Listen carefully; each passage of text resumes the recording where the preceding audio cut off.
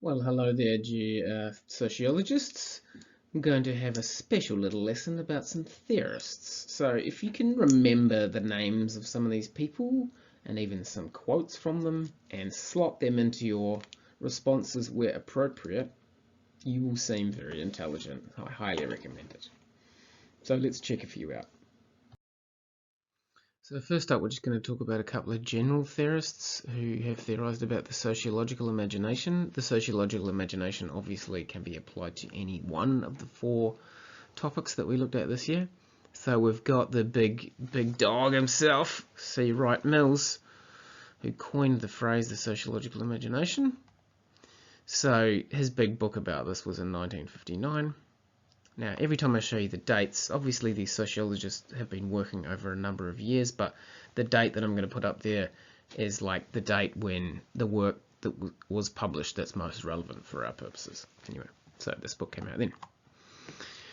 So, if you can remember one quote, this would be it. It's the awareness of the relationship between personal experience and the wider society. He's the one who talks about linking personal troubles with public issues.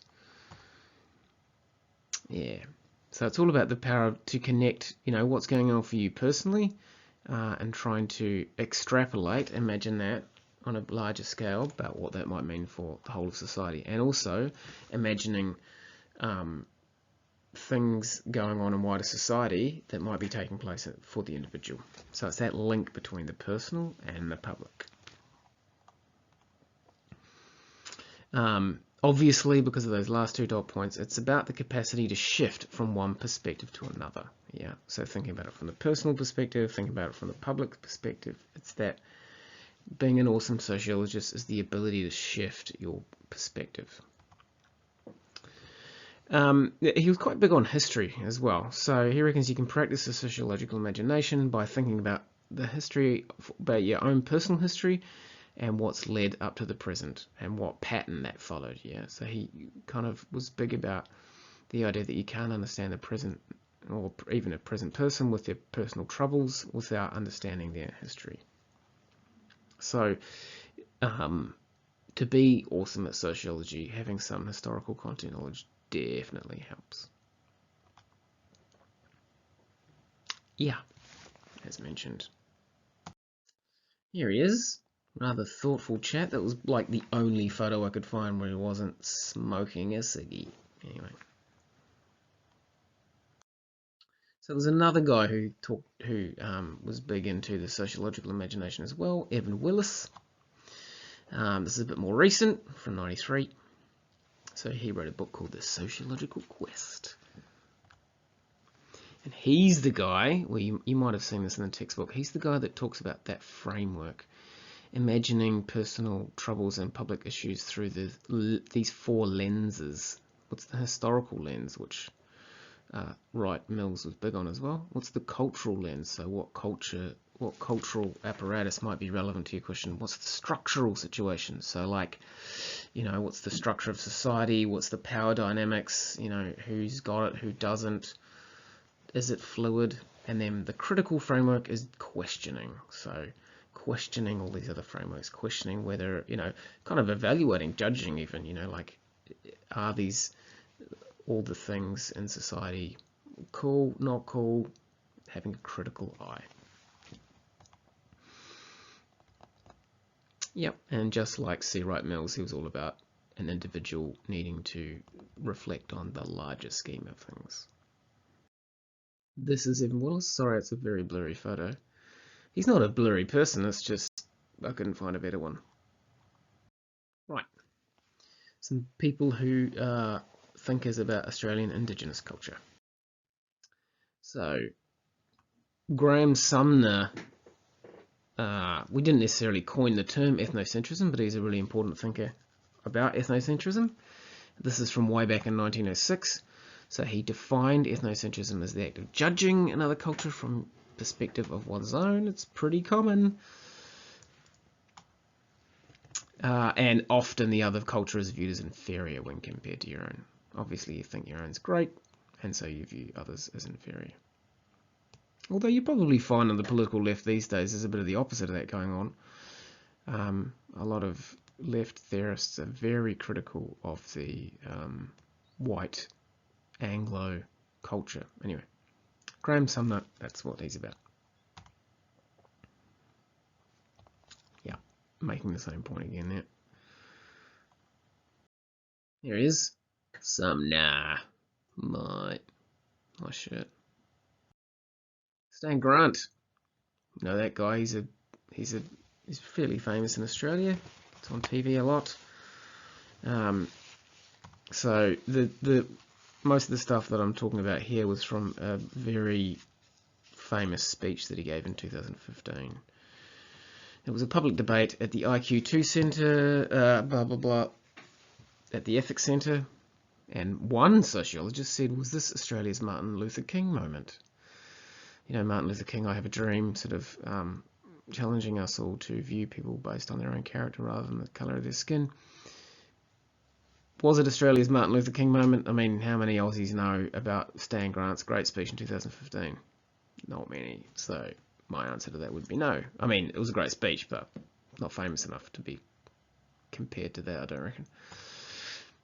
So some quotes. He said, "The Australian dream is rooted in racism." Yeah. So he was talking about the fact that, you know, just the setting up of the country disenfranchised the people who got here first. And, you know, in this speech, which I highly recommend you check out, he had some fantastic backup for his arguments. Yeah, an Indigenous kid is more likely to go to jail than finish high school. Forget uni, just high school. That's shocking. Here he is, man himself. Very eloquent speaker, Stan Grant. Right, ethnicity. Dr. Zevallos, Australia's very own Dr. Zevallos. I believe she's a first-generation migrant herself. Anyway, she did a lot of research about ethnic hybridity in Australia from 2003, and when talking about migrants, she said that they feel not Australian, partly Australian, or fully Australian. Yeah, so those that don't feel Australian at all reject the new culture that they move to. Those that feel partly Australian, and I think that will probably be most migrants, take on some of the new culture, Australian culture, and keep some of their traditional culture. You're probably going to find that successive generations of migrants become more Australian. Yeah. And for those of you that looked at Sudanese Australians, that this was a huge factor for them. They talked about this idea of walking the line between their traditional Sudanese culture or South Sudanese culture and the newer Australian culture. And there was a big conflict there between the younger generation who wanted a more Australian culture and the older generation who wanted the more traditional Sudanese culture, and then fully Australian. So these might be people who moved from, say, for example, a really repressive society. They come to Australia and they experience a lot of freedom that they never got before, and so they just ditch their old ethnicity and become fully Australian. Or at least they themselves feel fully Australian. Whether or not they're accepted as such by Australian culture, that's another question. So here's a cool quote from her. "The paradox of ethnic identity in the context of this study, it's all about, that's my Australian side." Yeah. So this is what migrants might talk about. That's my Australian side. There she is. Sweet as nose stud there. Stuart Hall. Now he's the guy when it comes to ethnic hybridity. He's a West Indian thinker. So in 1990, he talked about the formation. This was based on his own experience of.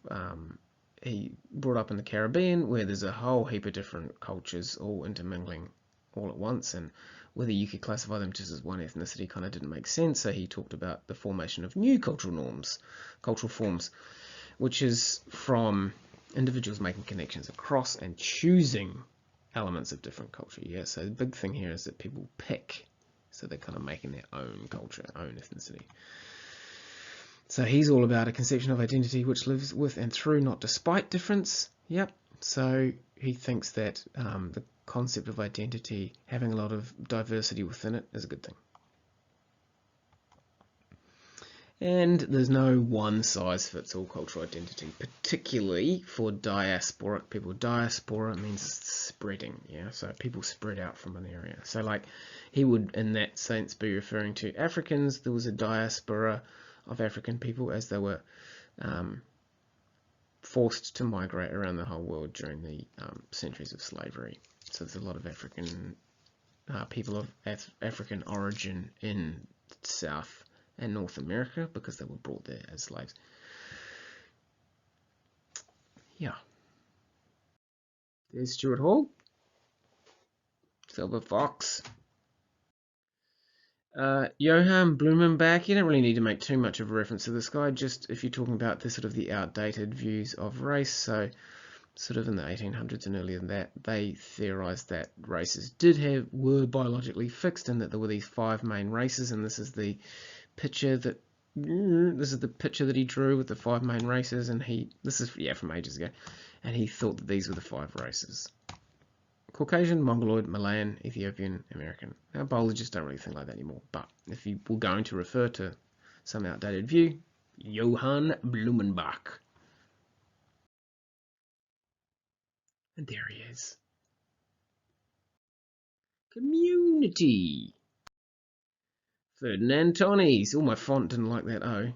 There you go. That's where the umlaut goes. Gemeinschaft and Gesellschaft. So this is his book about this is all the way back in 1887.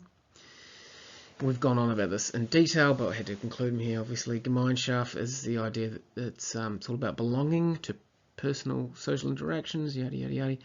Gemeinschaft is commonly translated as community. It's not the German word for community, but that's roughly what it's translated as.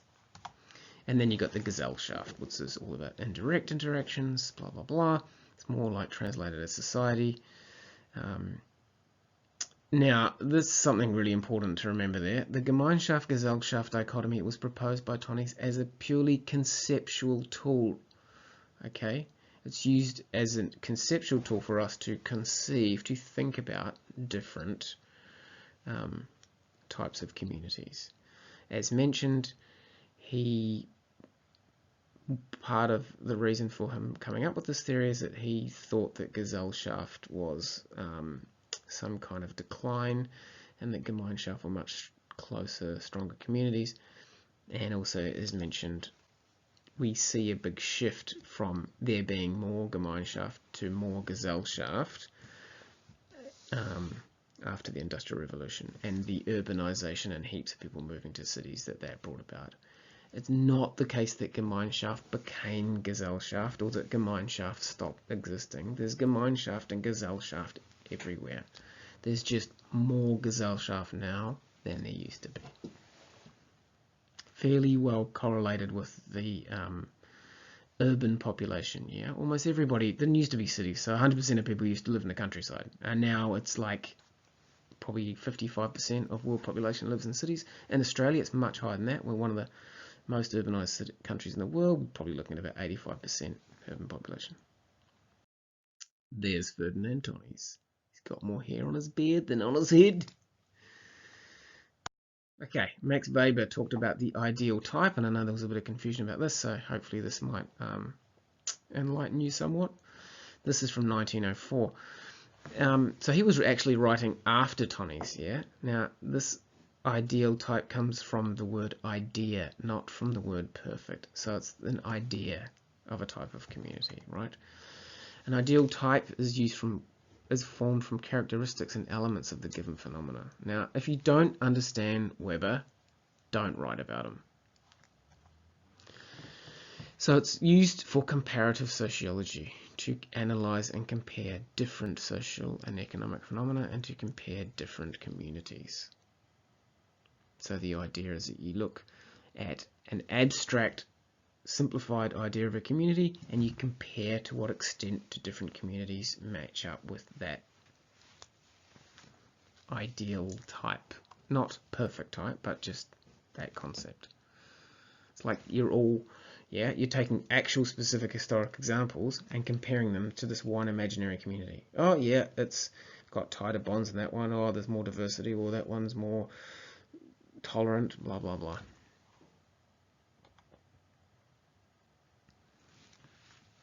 That should say for F-O-U-R. Right, anyway, so he saw that there were these, in terms of ideal types, and remember we're not talking about perfect types, we're talking about, so he imagined these types of behaviour that people have. Goals-driven behaviour, like you do it because you want to achieve a goal. Values-driven behaviour, you do it because you have a certain value, like you're honourable or you're trustworthy, whatever.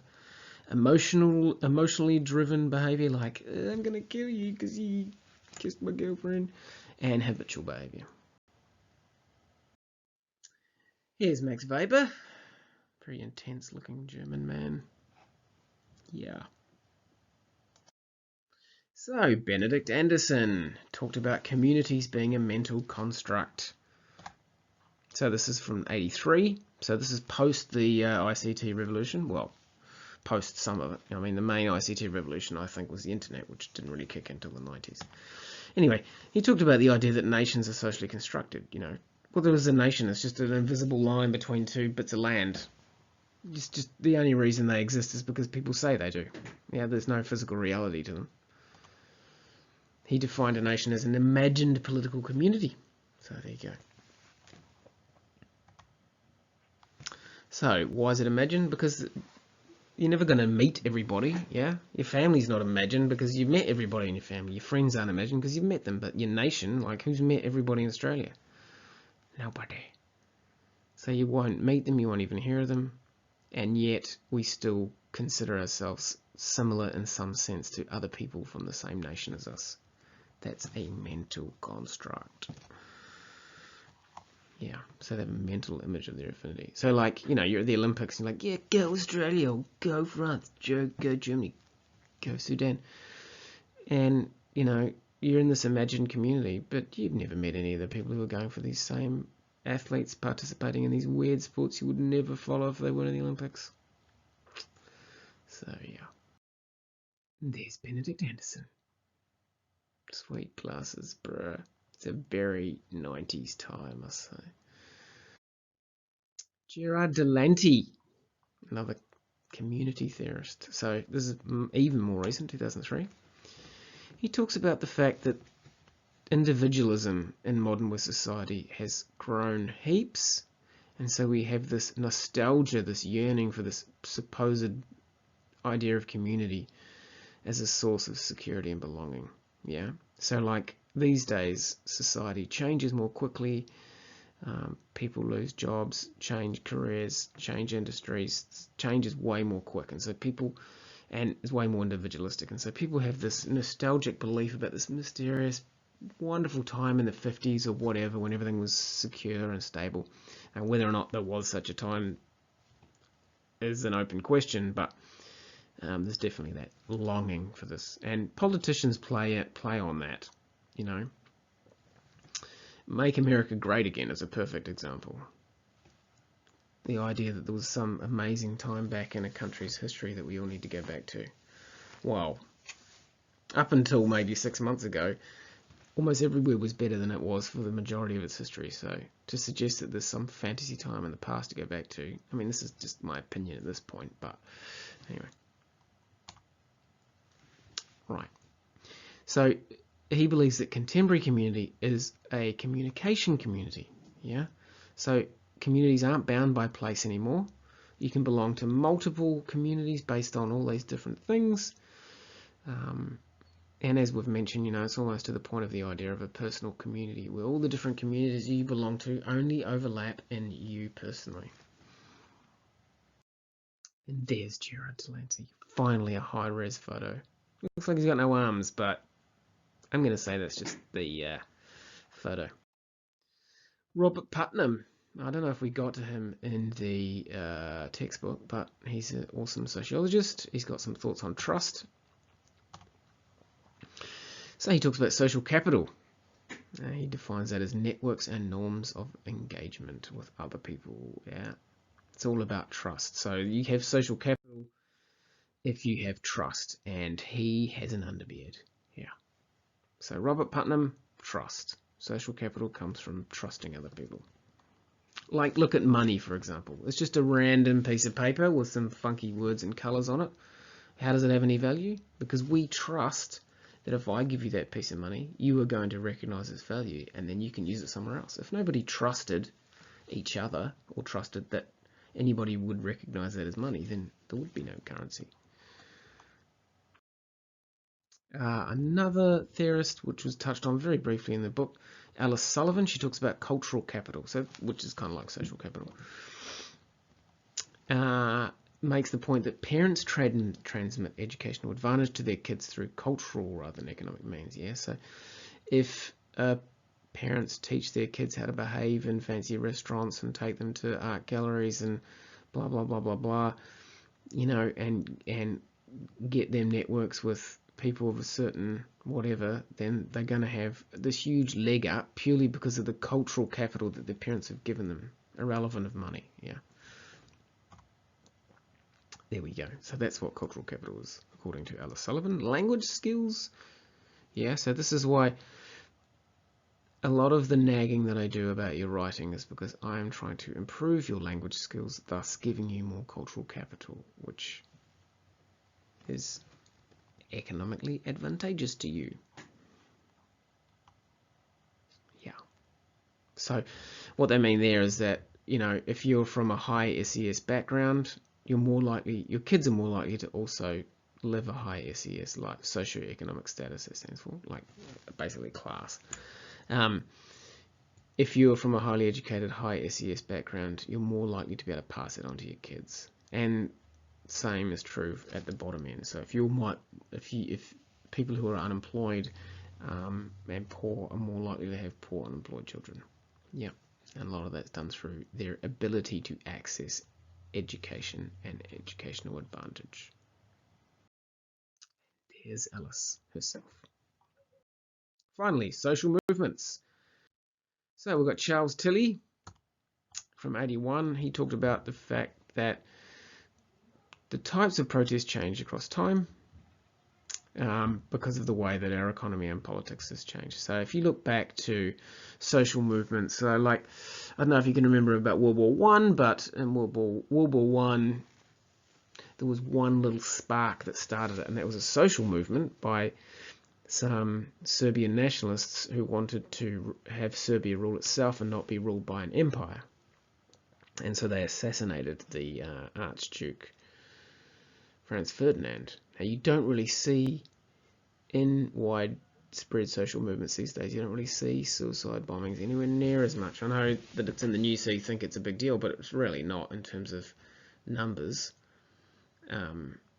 Forms of protest these days are it's easy to have a really widespread, broad-based social movement because of social media and the internet. You can get a message out to like millions of people like that, especially if you've got 200 million followers on Twitter. And so you don't need the violence.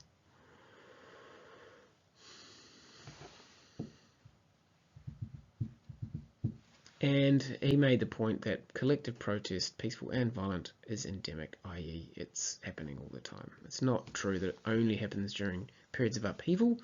That's the French Revolution and World War One. He's saying, the French Revolution and the Russian Revolution, those two dates there. He's saying that protests occur all the time. And that's true. There's been, no matter what's going on, there's going to be people who are unhappy about it, and they're going to protest. There's people protesting about lockdown. There's people protesting about masks.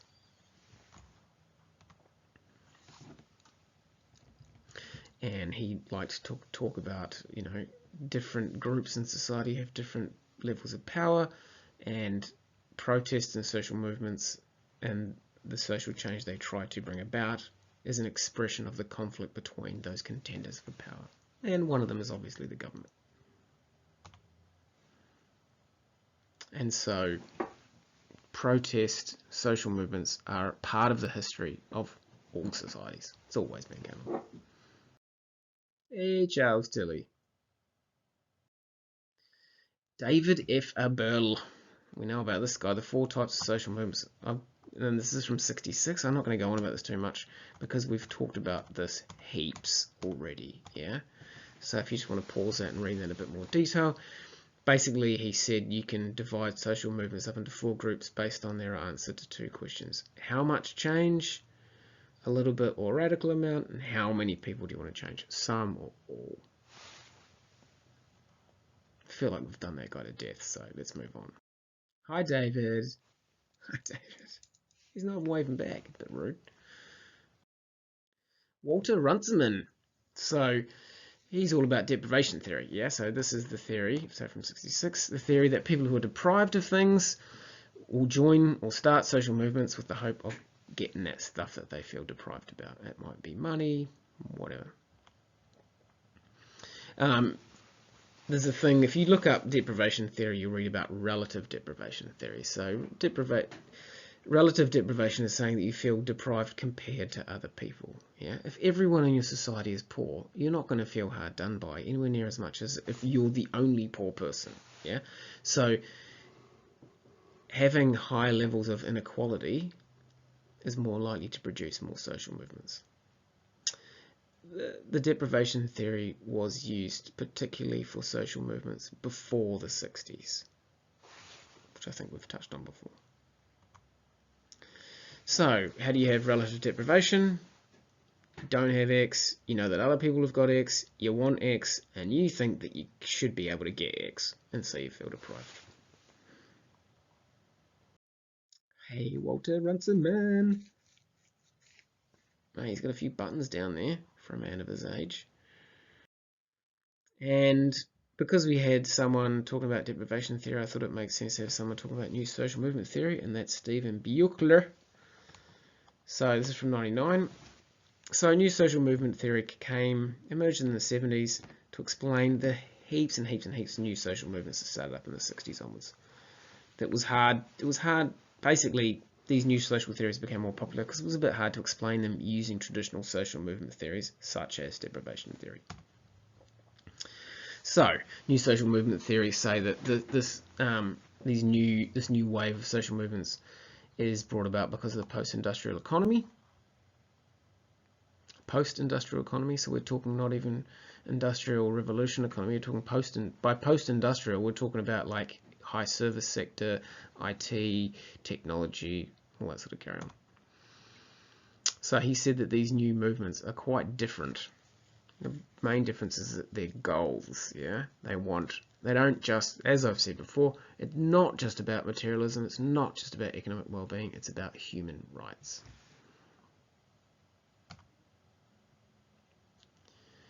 And I think that we've been a bit confused about this, is he's saying he doesn't reckon there's a single new social movement theory, but a set of new social movement theories, which is why you often hear it called new social movement theories.